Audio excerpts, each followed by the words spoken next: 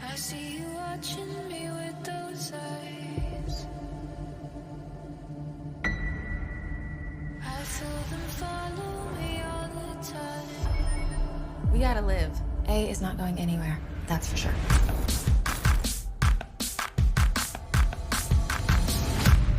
A's targeting us. If we can figure out what went down between Angela and our moms, It might help us figure out who A is. What about Sheriff Beasley? He went to school with our moms. Would Sheriff Beasley kill his own daughter? Is there any universe in which creepy train guy is A? aka Crazy Joe. definitely a person of interest.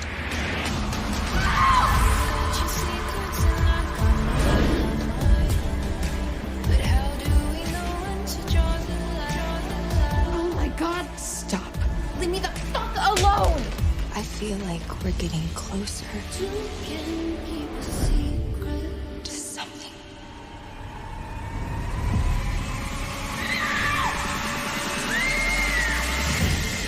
If one of them is dead.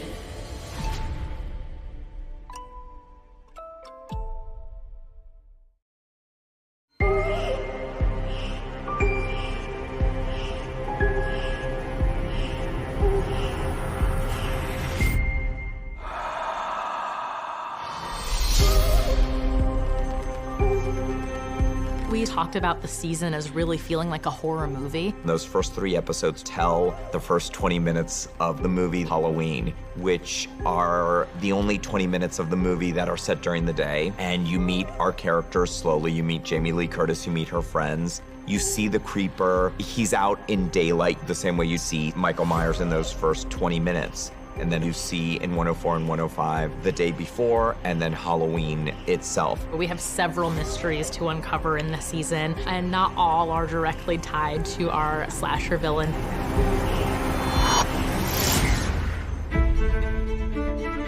We, of course, in a show titled Original Sin, needed to start with what that original sin was. So we did craft the character of Angela Waters first. Why does no one want to talk about Angela Waters?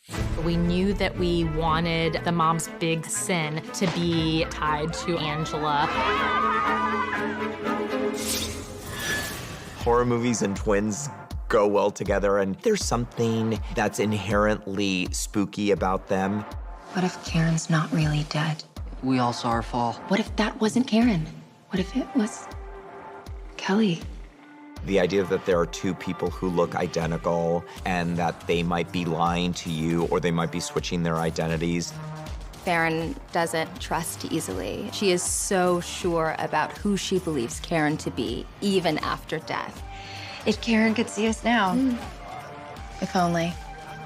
We're gathered here to make contact with the spirit of Davy Lee Adams. Imogen is discovering the truth, which is she didn't know her mom. When you're young, your parents are your parents. You don't really see them as people. For someone like Imogen, all she knows of her mom is that she was an amazing, loving mother.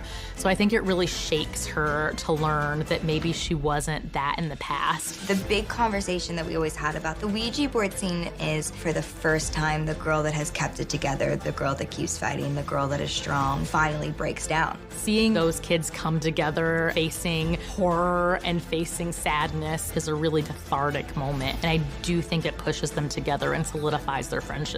Why would you leave me? Did it have something to do with Angela Waters? Seriously, you have nothing to say.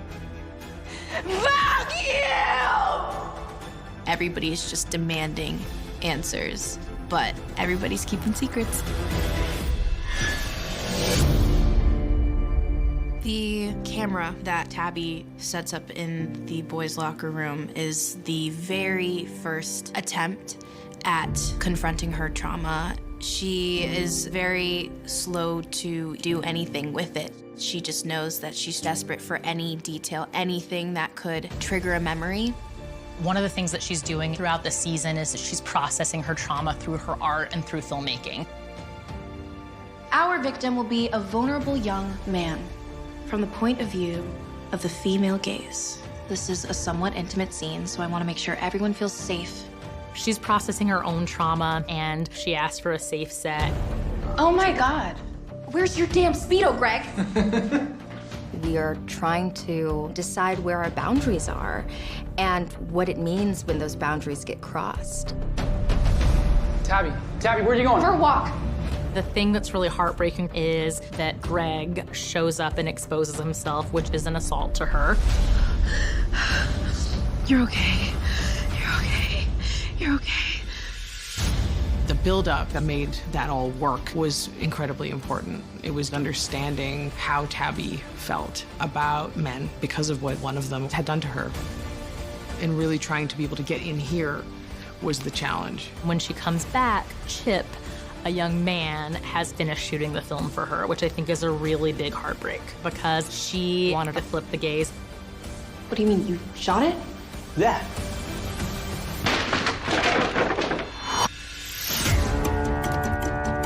We wanted A to not have the light shown on him until episode 4 when we have our rooftop chase with Noah.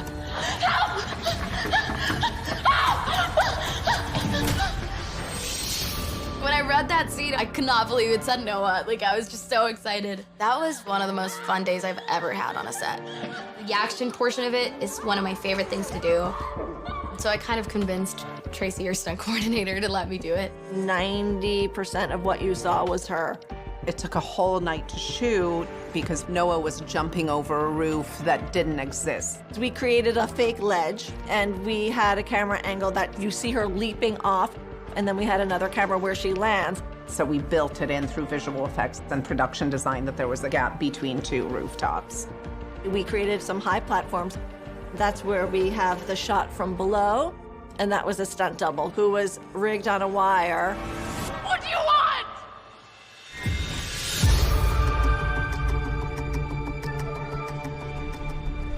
Halloween is a ghoulish night. Halloween's the scariest night of the year, and a chance for everyone to dress up, everyone to walk around costumed. It was so much fun with Mouse. We built the Wendy the Witch costume, and it just felt true to her. So it almost felt like a costume she could have had when she was 5.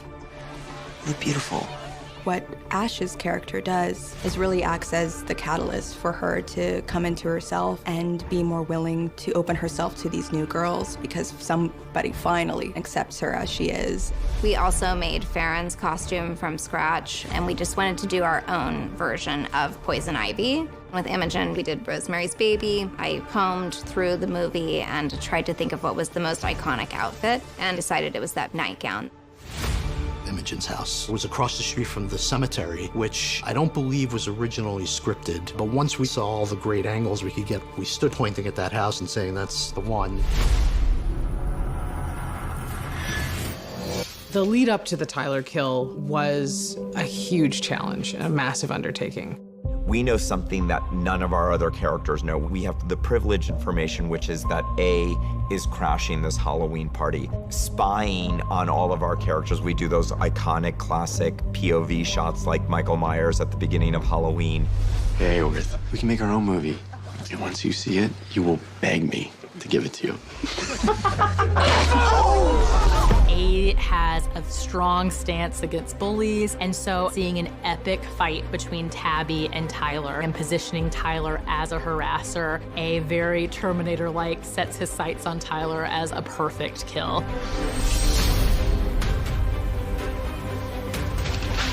The notes for the creeper and Tyler in the bathrooms were, we want it brutal and we want it violent. We always had that threat looming. So it's building and it's burning and it's building and it's burning. And then once we got to this Tyler kill, we saw what he's actually capable of. And the camera doesn't tilt away.